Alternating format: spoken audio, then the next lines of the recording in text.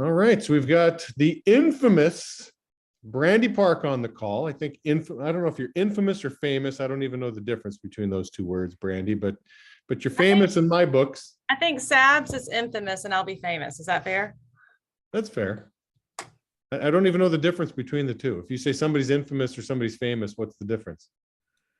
Infamous means you're famous for doing something bad. Are you serious? Yeah. Oh, did not know that. So we have the famous Brandie Park on the call. Just a quick intro to Brandie, you guys. I mean, I think everybody knows who Brandie is. I mean, over 200 ICLs in her org. So I think we're all aspiring to get to that level where it's like, wow, you've helped over 200 people start and run their own business. I mean, that's an impressive feat. But it was years ago, as a rookie owner, Brandie was kicking major butts. So I hopped on a plane, went to Atlanta. There was Adam Dorfman in her closet of her office, cleaning out the whatever inventory you want to call it, but she was putting him through labor work. That's when I met Adam Dorfman for the first time and immediately hit it off with Adam. But Brandie was just so systematic. Like, she really had a very, I don't know, I just felt like this is it. This is what I got to take back to my office, added all kinds of systems and processes to my business. And really the rest was history after that. So Brandie made a big impact in my world, as she has with many others. So thank you for that, Brandie. But that's certainly part of the intro I wanted to give you credit for, is that you've just affected so many people in such a positive way, and I can certainly speak from personal experience. But the purpose of this call is to really talk about today's day and age, 2022 recruiting. And you were talking about, you had a phenomenal Vistage speaker that maybe gave you a little bit of a paradigm shift or some interesting thoughts. So I'm going to pass the baton over to you, and feel free to share what you'd like to share. Awesome. Thanks, Jamie. That was really cool. You may not remember, but I remember when Barb and I came out and visited your office. And I remembered not only the camaraderie and the family atmosphere that you had, as far as guys were on business to business, hanging out in atmosphere until 8:00 at night, because they didn't want to leave. They wanted to be there. But also just the level of connection you have with everyone. I think was it the Red Power Ranger that was in your office? Yeah, Steve Cardenas, the Red Ranger. The Red Ranger was in your office, and every morning during morning atmosphere, you did the backflip, the whatever. But yeah, it was really fun. Go way back for sure. So he'd sign autographs for kids outside of our office while a cigarette was dangling out of his mouth too. Maybe you shouldn't smoke while you sign the autographs for the kids. But anyway, that sounds like the inspiration for Deadpool, doesn't it? Like a little bit. Anyway, but thanks for asking me on the call. And just a couple of things. Obviously you guys can go stats, figures, numbers, things like that for me. But one thing that I know about myself as my life's mission is I'm a lifelong learner. And anyone who says they know everything about everything, or they know exactly what's going to happen, is the biggest idiot in the room. I'll tell you that, right? Anyone during COVID, there's this is what's going to happen. I'm like, you ought to keep your mouth shut, because none of us have experienced this before, nor do we know the outcome. The smartest thing you can say is, we will figure out how to figure it out. That's the smartest thing you can say in any scenario where you're unsure of the outcome. So anyway, but, like I said, I have been in the business since 1997. This is my first real job out of college. I was an agriculture communications major, which, what in the world was that for? And I thought I was gonna be a lobbyist for the environment, but I think, like a lot of people, I got that first internship under my belt because I was a camp counselor for 3 summers, which is probably my favorite job ever, hanging out with middle school kids in the middle of the woods. But and I realized that the position involved very little what I thought I would enjoy. It involved a whole lot of stuff I did not think I would enjoy. So here I am. I got this degree. Have no idea what I'm going to do with it.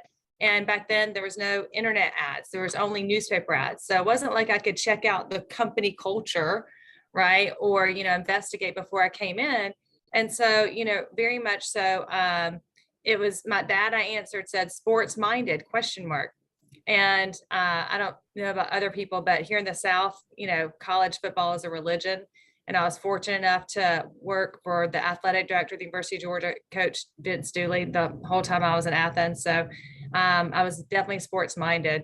When the Bulldogs were in the national championship this past time in Indianapolis, my husband's like, these tickets are more expensive than what we paid for the Super Bowl tickets in Houston when the Falcons were there. And I was like, yeah, and we're still going. Like, it doesn't matter. I don't know if this will happen again in my lifetime. We got to take advantage while we have it, especially with the NIL happening. But anyway, so that's a little bit of me, but on a personal note, I have 2 kids. My son is 16, my daughter is 13, and I'm based out of Atlanta, Georgia. So my husband celebrated our 20th wedding anniversary last September with a trip to Greece. And yeah, that's where we are. So, but I got to tell you, so I joined a group called Vistage, and it's the largest CEO group in the world. And you have a forum of, you know, anywhere from 10 to 20 people in your group, usually 18 is the top, but and you have a business advisor who you meet once a month for a full day, and they bring in speakers to give information, and also you get one-on-one coaching with that person. I'm not suggesting anyone does this. I'm saying I go out and do this to seek new information for my people so I can bring back information to them, right? And, you know, actually, Sebastian, this won't be news to you, but Yannick, who's my org admin, has been saying this for the past few years. Guys, it's not a funnel, it's a straw. And this throw stuff against the wall thing is not gonna, you know, it's not gonna work anymore. Like we got, you know, people are getting savvier. We got to be specific. We got to be targeted in what we do. And the biggest thing about this speaker that I heard is that Yannick said to me afterwards, she's like, it just validates what I've been saying and what Sebastian's been saying for the past few years. And this guy isn't in our business, right? But he is the guy, Chris Zarsnak. It's called, his book is Winning the War on Talent, but he's the guy that the federal government hires when there's a change in, let's say, like, you know, a senator or a representative. When that person no longer is in office, it's not just that person's impacted, it's their entire team, right, that needs to be replaced or placed somewhere. So they pay him to figure out how to place all these different people in the positions. He last year, but that's like high level, right? And that's like C-level. He placed 17,000 truck drivers last year. Yeah, so like he's not talking about theory, he's actively in the trenches doing what we're doing. And so when he spoke, what I did was I broke this down into 6 different weeks, because this is a 3-hour topic that we had, 3.5 hours. And I broke it down into 6 sessions that I've been going over with the AT&T residential program and my small org call. So I just want to share with you guys, I'm going to try and, you know, smash all this in and give you the Cliff Notes version of it. And of course, if there's questions, feel free to reach out to me afterwards. But I'm going to try and break it down for you guys. So the concept of a job ad, right? Just even the concept of an ad, right? Started in the Great Depression. Because before then, you might have a help wanted sign in your window or whatever, right? And people knew about it. But during the industrial age is when they would start posting an ad in the newspaper to say, come to this factory at this time, because you're not going to walk by a factory and see the, you know, the job wanted sign in the front window, right? So if you placed an ad during the Great Depression for someone to, you know, to come work for you, people were desperate. So you place an ad and, you know, 700 people show up for 10 positions you have available. So what they started doing is they placed the ads in the newspaper, they really wanted to limit the people that were coming in. They didn't want to have to go through 700 people. So it would say things like experience needed or must have this, must have that. So immediately a person's brain goes to, oh, they're not talking about me. And that's okay, that's fine. But it really, the job ad was created to weed people, for people to weed themselves out instead of us weeding them out. And that's the psychology behind ad placement and recruiting that we still follow today. Here we are, how many years later, right? And we're still following that same, we're trying to weed people out before they even get to us. And that's okay when you've got 10, 12, 15% unemployment. But when you've got 3% unemployment, we don't want to weed, I don't want to weed anybody out. I want to be the judge. Like, you don't give me the husband, I give you, like, I need to see you first and let me decide, right? And so the other thing he talked about is people talk about how much money it costs to recruit people. right? Do any of you guys know or mind sharing like what you spend on recruiting on a weekly basis? Because I hear people complain about that all the time. Oh, it costs me this much money. It costs me that much money. Anyone have a number in their head they want to share or throw out there? We currently sit at around $4,800 a week, más o menos. Okay. But that's way less than a lot of corporate America. When I worked at T-Mobile, we're spending $13,000 per hire. Yeah. Anyone else know your numbers? You can throw it out there. You can be, this costs this much to hire somebody. I've run this meeting before. I've said, you know, if it costs you, if this is your break-even point on a weekly basis, you need this many new starts, and that new start costs you this much money. And I've definitely been the proponent of how much it costs you to get that person in the door. Because I feel like people need to understand the value of that interview, that recruit, that new start, right? That's one part of it. Let me turn this on your head for a minute. So does anyone have like a situation where you could have more people in your office? Like you need more people. Like any of you guys raise your hand if you could absolutely, if you hired 10 new people right now, you could take 10 new people. Raise your hand. Yes? You could handle 10 new people. How many of you guys could handle 20 new people? Raise your hand. You have stores, you have opportunity, whatever. Okay, some people can, some people can't. That's cool. But every single person on here can handle 10 more people, right? So what we don't talk about is the opportunity cost of you not having those 10 people work for you. So even at $4,800 a week, Sebastian, that you're spending in recruiting, if the average person inside, so you might be asking, like, what do you think your average rep pay in a week is? Or you probably know. Yeah, it's about 780 right now, which is Okay. down a little bit than what it should be. But yeah. But let's just call it 800 because I've already done the math on this, right? So you could be getting $800 more on your wire per week per person if you had those 10 extra people, right? That's an extra $416,000 a year on your wire. Okay. So, and imagine for some of you guys that could have, you know, double that 20, that's $1 million club right there. Boom, done. Right. And so we don't look at it that like, imagine that every single time you didn't fill a store, you had to pay somebody $800 a week and you have 10 stores that are available. I'd way rather pay the $4,800 that Sebastian's is paying to get, right, the $8,000 coming in. But we don't talk about the opportunity cost. And you can play with these numbers all day long, right? I could have 20 more people. I could have, however many people it is. But every single day, the clock is ticking on those opportunities that you're missing out on, and you're missing out on thousands upon thousands of dollars because we're not filling those spots. Okay. And I want us to look at it that way. I'm not saying to look at it the other way, because there is value to knowing what it costs to have a recruit coming your business, but we got to start thinking about the opportunity cost. Okay. So that's the first thing. So I talked a little bit about, you know, getting in the door, how job ads were done and things like that. But I got to tell you guys something. The other thing about job ads and how they are today is what people don't understand is the 4 factors of impulse. How many times have you been talking to a customer and it makes no sense for them and they sign up anyway? You guys ever had that? Thumbs up? Yes. How many times it is absolutely makes the most sense possible for that human and they don't sign up? We've all had that, right? Thumbs up. Okay. So understand that when people are looking for jobs, it is not a business decision. Yep. Just like the 4 factors are not business decisions. It's an emotional decision, right? Why do we keep appealing to the business sense? Make $800 a week, get promoted in 4 to 6 weeks. None of that is emotional. It's all business driven. It's all financially motivated, right? Or must have this experience, must have this background. So we're filtering people out. We're appealing to the wrong side of their brain. And we're surprised we're not getting the responses that we want, right? The number one question people ask themselves when they're looking for a new position isn't, can I do the job? It's, will I fit in? Will I fit in? So we have to appeal to their emotional side and also give them enough information about us that they will decide whether or not they fit in, right?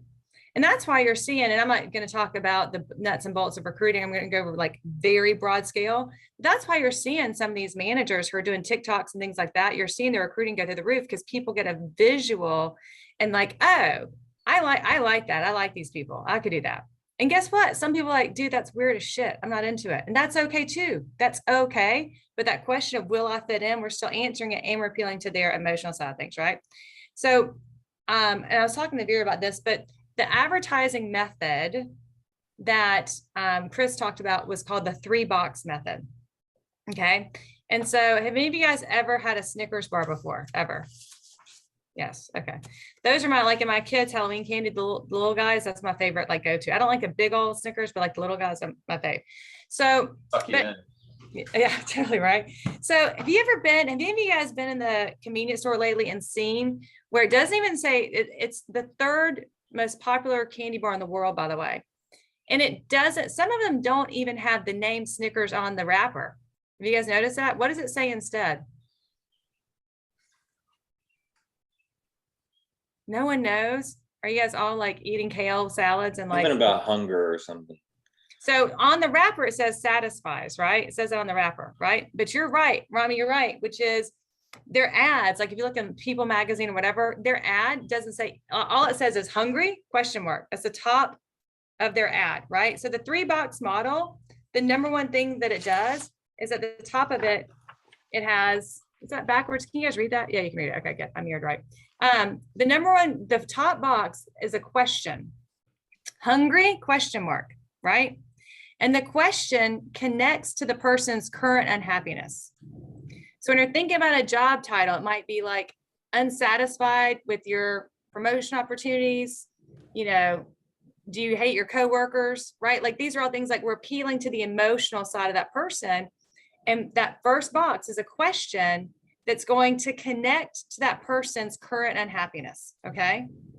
So again, I'm not an ad writer. I'm just telling you guys to think about this for your own business, okay? And how you present things, okay? So the first question is hungry. And the second box is the answer to that question. So in the People magazine, it says hungry. And then the second box says peanuts, nougat, caramel, right? So the second box demonstrates an answer to the first box, right? Hey, hungry? Yeah, I'm hungry. Hey, how about some chocolate, peanuts, and caramel and nougat, whatever the heck that is, right? So this connect to the person's current happiness. This one, demonstrate a solution to the box one. And then the third box, it demonstrates an improved future state. It demonstrates an improved future state. How is my life going to be better? By being a part of this, right? So in Snickers, it says hungry, peanuts, caramel, nougat, satisfies. So much so that if you open up like a box from Costco of Snickers, you'll see Snickers, Snickers, Snickers. And the ones over here don't even say Snickers on them, they say satisfies. And I actually bought 2 Snickers. I was in the store the other day and I took a picture and sent it to my team because it was literally one said Snickers and one said satisfies. And I sent a picture to the team and they're like, Brandie, you're ridiculous, right? They're like, you didn't have to buy those to take a picture of them, right? You could just put them on the counter and then like taking a picture and put it back, right? So just as we're thinking about the emotional appeal to people, right? Hungry is not well, actually, I've consumed this many calories today and I've had this much fat and cholesterol. Like, no, you're either hungry or not, right? And so again, it's an emotional appeal. And Jamie, this is what Vera and I were talking about. When I mentioned earlier the ad that I answered in the paper, she said, when we were doing newspaper ads, we totally followed that model. Because the ad that I answered said sports minded question mark. And then it said, come join our group of motivated, aggressive, like all these different words, right? That connected with me like, oh, that sounds like my people. We can watch sports together. We can hang out, whatever, right? And then the answer and the solution was, how's your future state getting better? I'm going to call this number and that's how my future state's going to get better, right? We did a way better job of that back then than we do now, right? So, so then it's like, okay, who am I trying to attract to the business? Who am I trying to get in? So some people talk about like, let's think of a specific persona, right? Like what's an avatar for the perfect person I'd like to have in my business? And you can ask yourself a ton of questions about them. Okay, where does this person shop? Like think of a specific person, like get specific on gender, get specific on like, okay, I need a dude who is in a fraternity at Georgia who, likes to drink beer and like get really specific. They shop at Banana Republic, they drive a Honda Accord. Like think about the persona of someone you think is a perfect candidate for business. But if you don't have that in mind, there's another thing. Every single one of you have someone in your office that you'd love to have 10 more people just like them right now, right? And if you don't, you need to find them. That's like step number one. You go find them and hire them, whatever. So we have this person in our office and we're super excited about them. And we think like, wow, this is a person I would love to have more of in my business, right? So there's a few things you can do. First of all, there is a website called 16personalities.com. I don't know if you guys have heard that or not, but it's got basically like all the Myers-Briggs and all the DISC assessments and stuff like that in it. And so you get like a, personality test for that person, right? Are they an ESTP or whatever it is, right? And then you just go online and type in ESTP personality traits, and it'll pop up a bunch of adjectives of that person, right? Then when you're placing your ads, you use those adjectives because you know it's going to be appealing to someone that's like someone you want to bring in your business, right? So I'm using those specific terms and adjectives to attract more people, the people that I want, right? That's one thing you do. The second thing you do is there's 5 questions that you're going to ask this person when they're to find out how you find more of these people, right? So the first question you ask them is pretty simple. And you may know it already, but it's worth asking, which is, what job did you leave to come to us? What job did you leave to come to us? And why do you guys think that's a helpful question?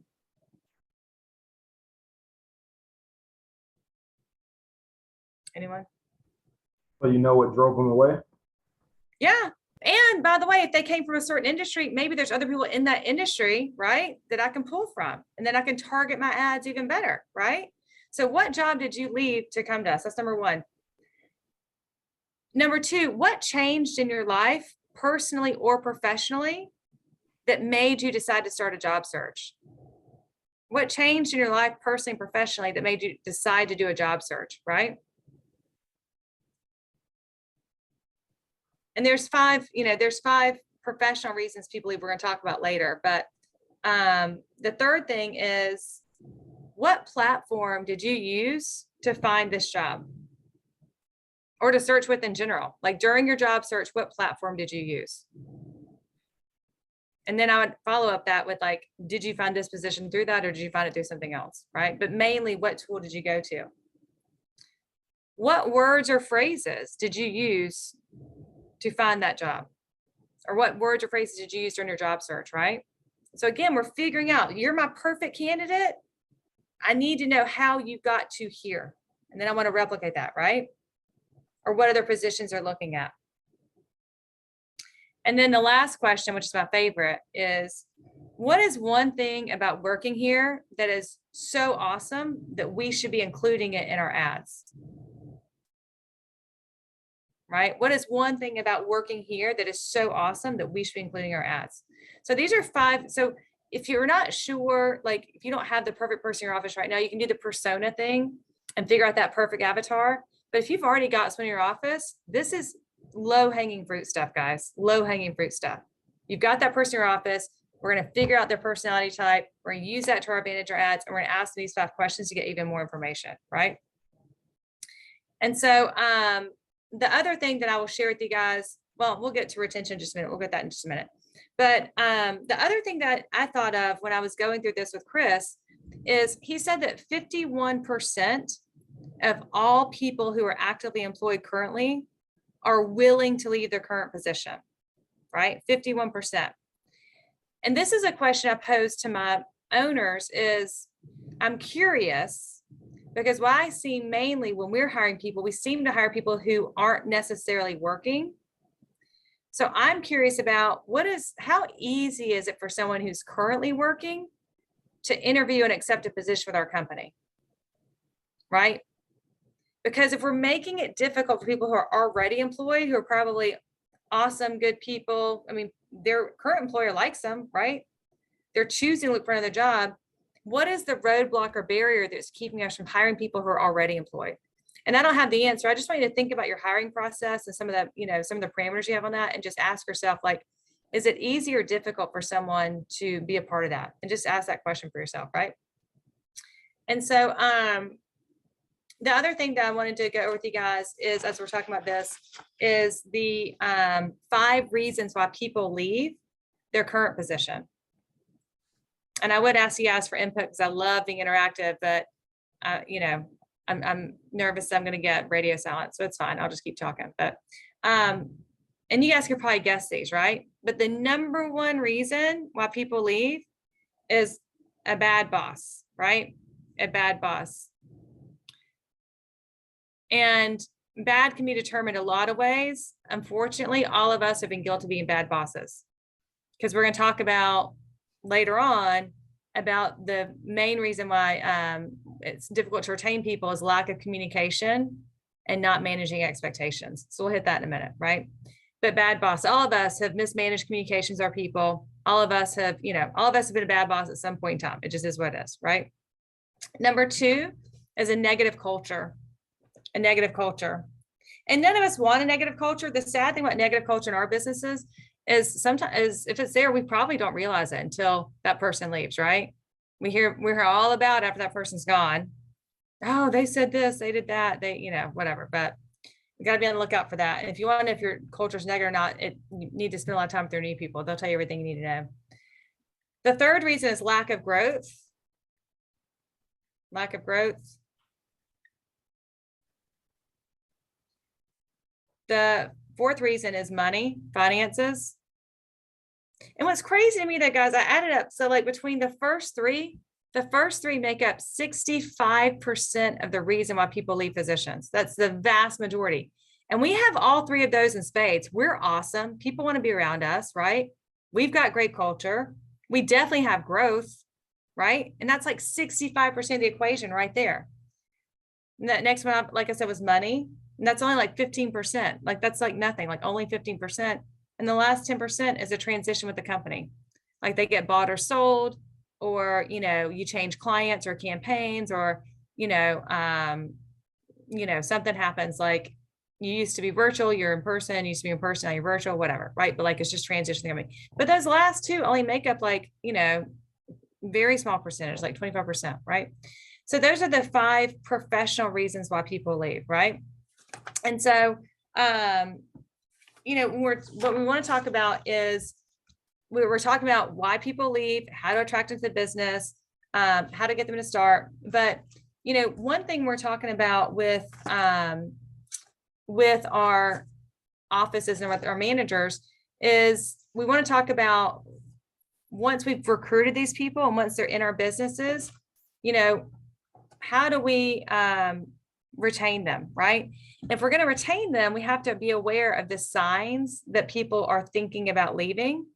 And, we can all talk about like the face, right? That person walks in with the face or whatever. And there's 4 signs that people are thinking about leaving. And this is going to sound a little contradictory, but even before we talk about this, and this is not one of my 4 bullet points, but people start leaving when they stop learning,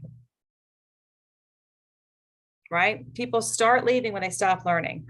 So it's like growth, right? How are we continuing to grow? That's part of why I, continue to do Vista, just because it gives me information to share and give with people, right? And so number one is they start taking short time off from work with short notice, right? They start taking time off from work with short notice. Like, oh, I've got a dentist appointment tomorrow, right? Or, oh, I can't take an interview this afternoon. I have to do X, Y, or Z, right? It's this short notice thing. They'll start doing that. I don't know about y'all. My dentist is like 3 weeks to a month out to get anything done. Like I didn't just find out I had a dentist appointment. I booked that stuff a month ago, right? So when that person starts doing that, that's, what they, that's what they talk about. Number 2, and this is going to sound counterintuitive, but they stop disagreeing with you. They stop disagreeing with you. Why do you guys think that's a sign? Anyone have an idea? They don't You've care ever been anymore. in a bad negative relationship. Yeah. It's the same They don't thing. care. Yeah, they don't care anymore. Like, oh, you ever have that eye roll, like, whatever, Tony, whatever you say, right? Like that, right? And the reason these 4 signs are so important, I'm doing in this order, it seems kind of counterintuitive, is because this doesn't mean the person's leaving.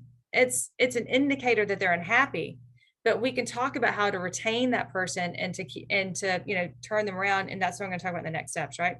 So they stop disagreeing with you. Number 3 is they deflect or turn down new projects. They deflect or turn down new projects, right? So maybe they don't want to go on a road trip, or you've got a pilot that you want to do and they're like, no, I'm good. Or, you've got a leaders conference coming up. There are things like that, right? Number 4 is they stop coming to social fun things. They stop coming to social fun things, right? That could be team night. It could be hanging out with people outside the office. It could be a lot of things. So I just want to share with you guys, speaking of team night, one of the number one indicators of someone staying or going is their significant other. And that's why we talk about bringing a significant other to team night, or just like you hanging out with them for dinner or things like that, because that significant other is going to either say, oh, honey, you just had a bad day, but you're on the right track and you'll bounce back. Or I told you that those guys were out to get you. I told you this wouldn't work, right? But that person is giving their ear far more than you are, right? And so we want to make sure that they're on board, that they have an incentive to be able to look forward to and to, be a part of, right? So we got to make sure we're involving. Speaking of that, like with team night, that's what made me think of that, was that significant other. We want them involved, and we want them to, be excited about what we're doing and what we have to offer, right? So we're going to talk about now, like we've got these people in our office. We're going to talk about retention and development and expectation management. Okay. This is the stuff that I'm so excited about. So we talk about, retention and development. What's really important is there's 2 different reasons why retention suffers. Number 1, like I said before, is lack of communication. And the second one was managing expectations. Okay. So let's talk about lack of communication. And there's 3 different ways you can have lack of communication. It can be lack of communication with the owner and the rep directly. It can be lack of communication with the leader and the rep, or it could be lack of communication overall in the office. Okay. So let's talk about some scenarios where it might be a lack of communication between the manager and the rep, right? Do you guys have any examples of that you can think of where there's been lack of communication there? Hey, Rami, absolutely, 100%, right? It's my responsibility to make sure that they understand how they're paid, when they get paid, for sure, right? What else? What are some other, you guys don't have to put in chat, you can chat if you want, whatever you want to do, but any other miscommunication between manager and the rep directly? Expectations, standards. Schedule? Yeah. And we're going to talk about managing expectations in just a minute, right? But it's my responsibility ultimately to make sure as the manager that the communication is there between me and the rep, between the rep and the leader, and overall in the office, right? So an example of miscommunication between the leader and the rep might be like splitting apps, if they split apps or not, right? Might be on expectations on what to wear to the office on which day, or if it's team night, bring a change of clothes for this thing tonight, right? Like what's happening or whatever. So another one can be like overall, right? Like, I don't know about you guys, but on Saturdays on residential, people typically come in their casual clothes. And whenever I have someone show up in a suit or like business professional, I just shake my head. I'm like, ugh. I mean, I can say my leader dropped the ball, but ultimately it's up to me, right? And this is the thing. Think about this. The number one question that people ask themselves isn't, can I do the job? It's, am I going to fit in? And when people get embarrassed, they don't want to be around that situation anymore. I can't tell you how many times everyone's talking about NatCon coming up and things like that. And people are like, bring your whole office to NatCon. I'm like, no, please don't. You know what happens at big events like this? We don't monitor it properly. Someone goes, they get hammered, they embarrass themselves. They don't ever want to see these people. How many of you guys have had someone after like a big event, like a NatCon or something like that, that should have been awesome and motivated them to go? You never saw them again. I've had that, right? Right? So like people don't want to be embarrassed. Well, if I show up in a suit and everyone else is wearing, a polo and khakis, I'm going to be embarrassed, right? If I don't, if I think that office night starts at this time at this place, or especially if I bring my significant other with me, it's supposed to start at 7, no one rolls until 8, I'm going to be embarrassed, right? So these are things I'm talking about, is like overall the communication is so vital, and you can't over communicate it. I don't know about some of you guys, but like a lot of times at conferences, I'll have to run the same breakout 2 or 3 times in a row. And it gets a little confusing sometimes. I'm like, did I make that statement in this one? Did I not? Like, am I repeating myself, right? Well, this is the deal. As managers, it's going to feel like we're repeating ourselves sometimes, but we should be. Because for that new person walking in the door, and I say this about our guys, when I was a camp counselor for 3 summers, we had 8 weeks of camp. And so every single week we had a different group of kids that came in from different counties or whatever. And we worked crazy long hours. We'd start off at like 7 a.m. and then we would not be done with the kids till 10 o'clock at night, right? 5 days a week. And by the 5th week of the summer, if not the 4th, we were getting run down, right? People are starting to, it's 102 degrees in Georgia in July. We're like getting worn down, whatever. So our camp director pulled us all in and said, hey, for you, this is your 5th week of camp, right? But for that kid, this may be the only summer camp they ever go to. So they deserve the same smile, the same eye contact, the same enthusiasm you gave the very first week of kids that came in here. And the way I look at that is when I look at the business, people talk about law of averages, whatever, but that person walking in the door is not law of averages. They are a human with dreams and goals and aspirations, right?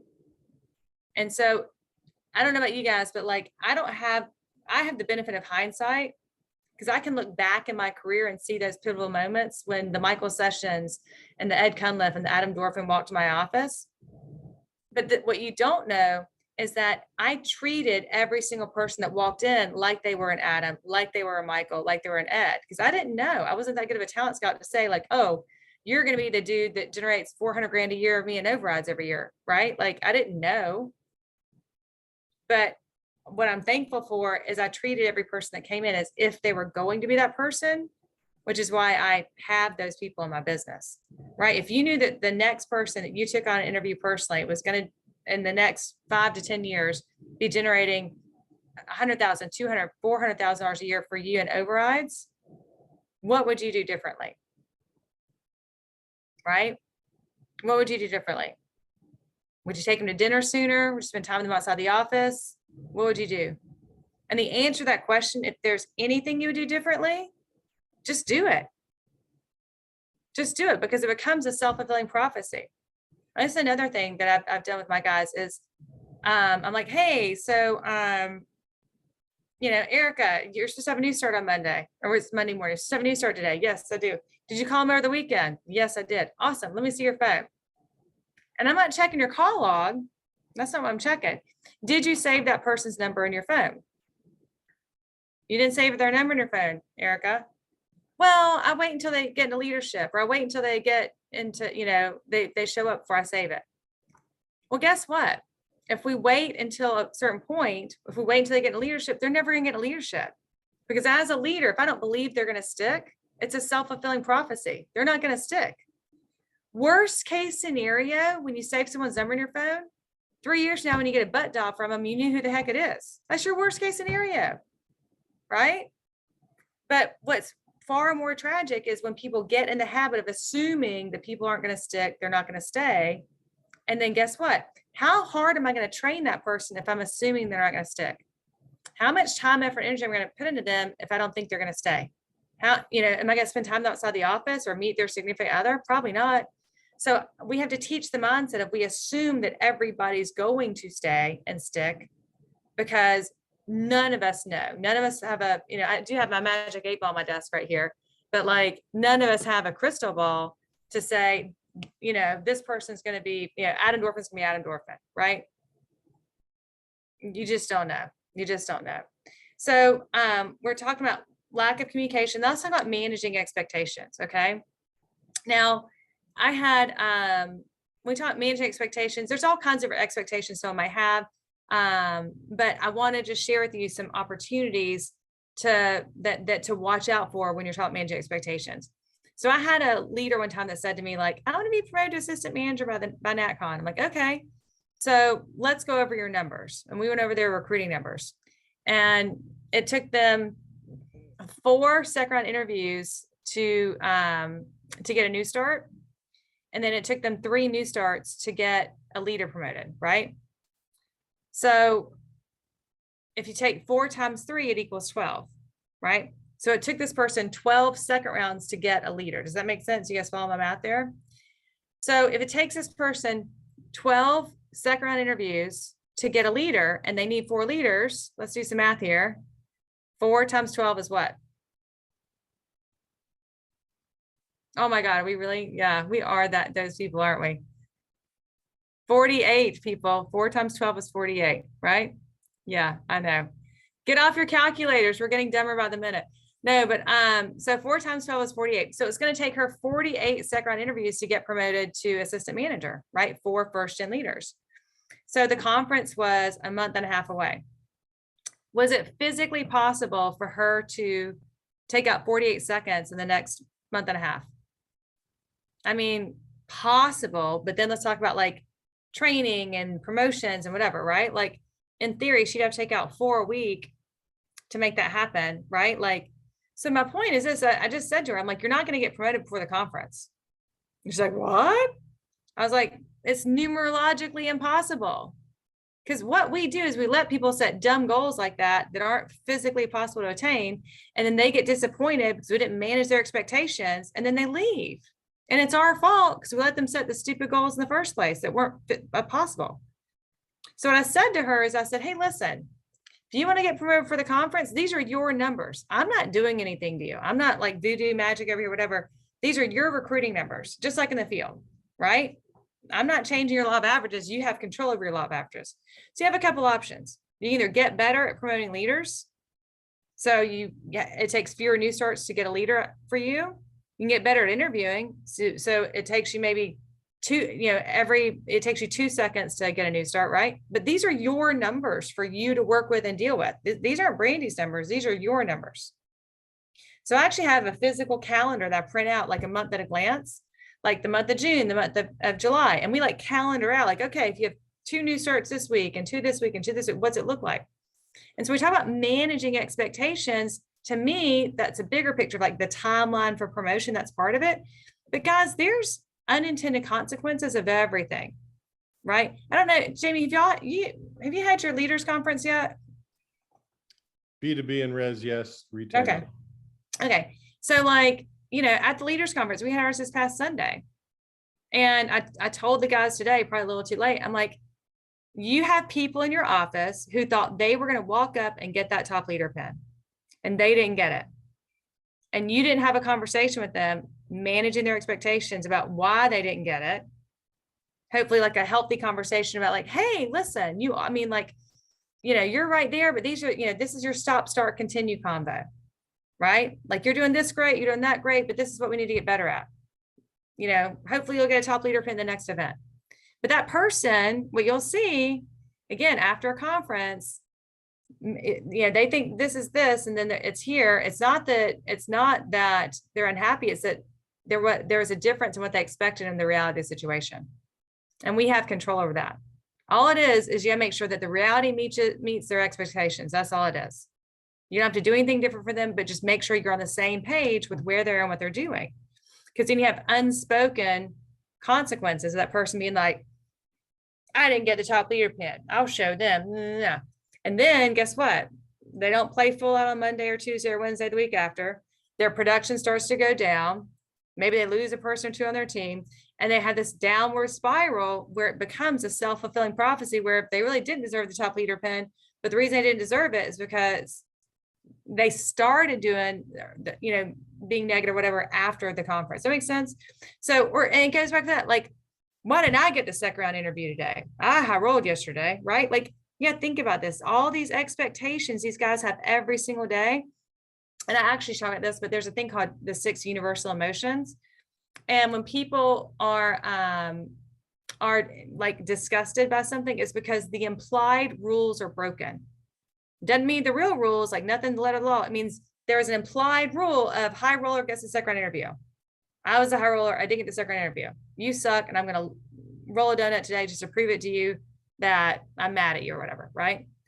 So my point is I want you to think about all the things, like not just the positives, but like, what are the opportunities where we're missing every day, these little opportunities to communicate effectively with people. So there's no mistaking what their expectations are. Right. And that's why it's better to proactively have these conversations than reactively. Right. What ends up happening, that person, like their production goes down or whatever. And I'm like, whoa, what's going on? Well, I rolled last week. I didn't get an interview. Yeah, I know you didn't get an interview because you roll in your suit like you slept in it. I can't have you go out with this person. Like, what are you talking about? But proactively, right? The day I'm giving an interview, it takes 2 seconds. Like, hey, can you step in here for a second? I would so love to give you an interview right now. You totally high rolled last night or last week. You did a great job, whatever. But dude, you got to dress the part. Like, you're a manager. I can't set this person up with you. But I can proactively have that conversation, and that person will actually fight harder the next day as opposed to being mad at me or being disappointed or anything else. Right. And so like, I just think there's a lot of opportunities for us where we miss people. We forget what it's like to be that leader. All of us have been in that situation where we thought we deserved something. I should be running that business trip. Why is she running the business trip? Right. Why does he get to go on this trip? And so we just got to be conscious of that, because especially if you're proactive with it when it's happening, it'll save you and that person, and it creates a ton of trust. Because I remember when I was doing, I think back to things like, why didn't anybody tell me that I was dressing like a kindergarten teacher? Right? Like, why didn't you even tell me like some of these things? And it actually is like, I wish I had known. And that's why I tell people, like, look, when I was new, people didn't tell me things that I could been doing to accelerate my career. So I just feel like it's like the TSA, see something, say something, right? Like, I'm going to let you know that, I see something that can help you get further ahead and go, move forward. So anyway, that's a lot of information, and we've got about 12 minutes for Q&A. And if anyone has any questions, I'd love to answer them.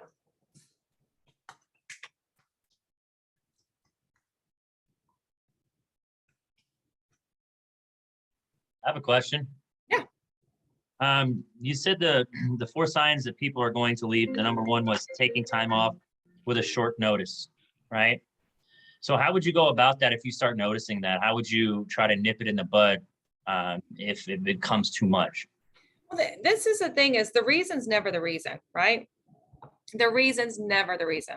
So I always ask people, I'm like, is this attitude based or action based? So like, if someone is taking time off for short notice, I know they're not happy. I got to figure out if their unhappiness is attitude based or action based, right? Because it could be as simple as like a miscommunication, like, oh, I don't, it could be like, I don't value the position enough to give you the notice or whatever. It's not important to me. This isn't my career. It's just a job, right?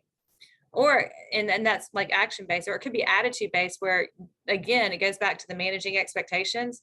We had an unspoken agreement that was broken, in my opinion.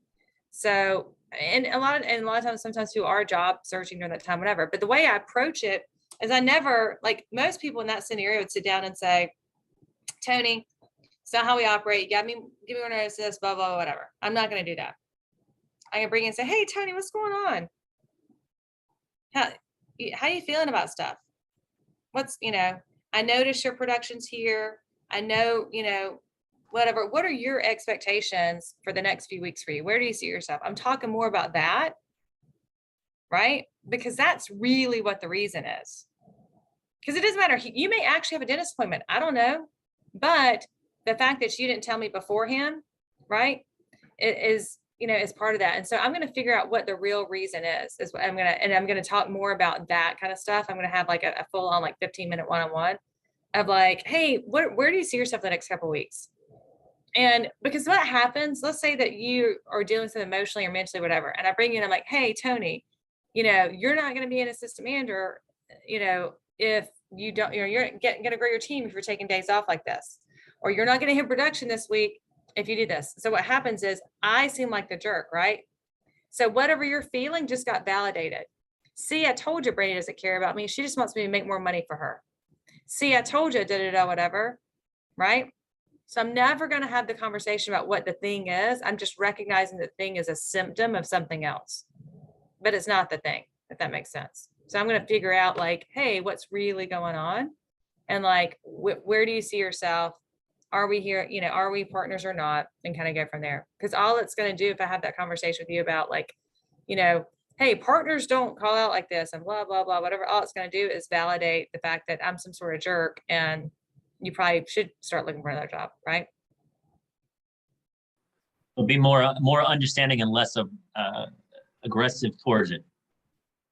It's not even understanding, in my opinion. It's what's just understand all these things I said. They're symptoms.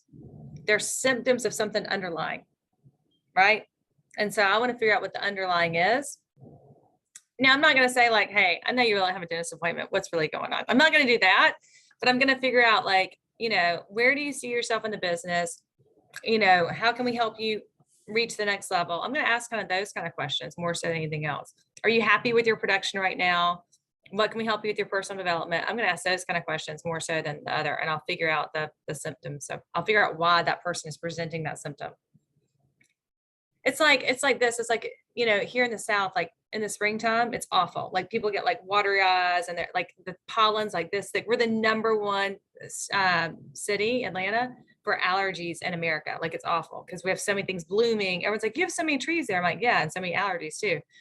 But like, if you just put in WebMD, like, you know, watery eyes, runny nose, blah, blah, blah, whatever, a million different things will come up. So people take like Zyrtec and stuff like that to control the symptoms, but it doesn't deal with the underlying issue of like, oh, I'm allergic to oak or whatever, right? Like, so like, what is the symptom of these watery eyes and stuff coming up?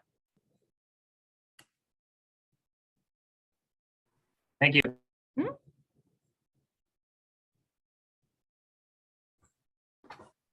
Hey, Brandie, on that, when you're talking about the ads and how they were on the newspaper to what we have now, have you gone through any of your ICL's ads and changed them to revamp it to following kind of that structure you showed us? And if you did, like, what were some of the things that you guys changed around? They are doing it themselves. And obviously there's some job boards where we're extremely limited on what we can do and how we present. But this is the big thing is we're okay. Like, so and I didn't say this earlier, but when you're asking those questions, what he figured out is like this. So for example, when you're doing the personality test and stuff like that, like what he figured out with like, he was looking for some mechanics, right? He's like, these mechanics, he did the personality test on them and then asked them these questions, whatever. What he figured out is they all hated high school. Because if you're mechanically inclined, right, you probably weren't academically that great. You know, you like to tear things, you probably didn't get good grades, like to tear things apart at home or whatever. So, you know, you can ask the question like, did you hate high school or something like that, right? But what's happening is what people have texted me and what I'm seeing is I'm not personally changing the ads for them because again, another part of that is the individual needs to resonate. Like if the ad matches what they hear on the phone from what they get in the prelim, from what they get in the second to what they get in the final, like if all this is congruent, the person's going to start, right? And that's why I'm not anti-ad writers at all, don't get me wrong, but there has to be a heavy level of involvement with the manager that like your social media and your like all this has to be congruent, because any point along the way that there's an incongruency, it's going to cause people to have a question mark. Wait a minute, why did they say like, you know, they said they were hiring this many people, but did over here I saw this, right? Or this person said the entry level makes this much, but this person said that. Why is that different? So what I will say is the most important thing is, you know, I mean, the 3-box method basically is just, you know, it's a way to appeal to the emotional side of people. So in your ads, how can you appeal to the emotional side of people is what they're really doing, whether it's those 3 specific boxes or not.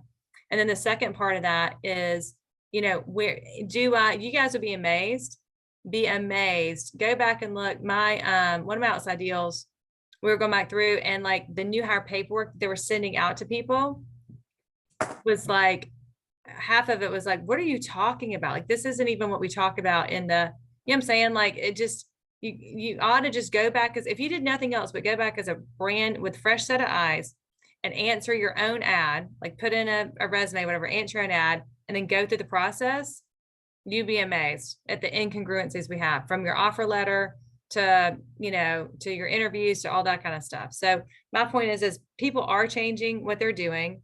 They're changing in a number of ways, but the number one thing that is changing is the stuff, it's the heavy lifting that the manager does, right? Because none of the ads or any of that stuff matters unless you know beyond a shadow of a doubt, like, this is the person I'm looking for. These are the words I want on my ad. These are the platforms that they use to find the job, right? Like, unless you know those answers, those questions, those 5 questions we talked about earlier, it's really difficult to change. It's really difficult to implement lasting change because we don't know the real answers, right?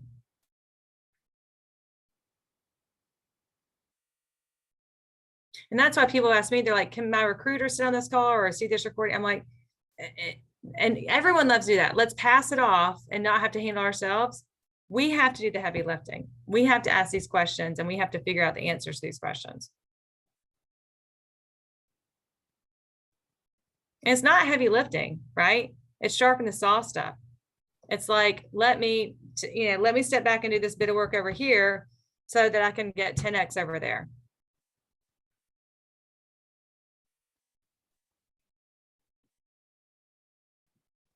Any other questions, guys?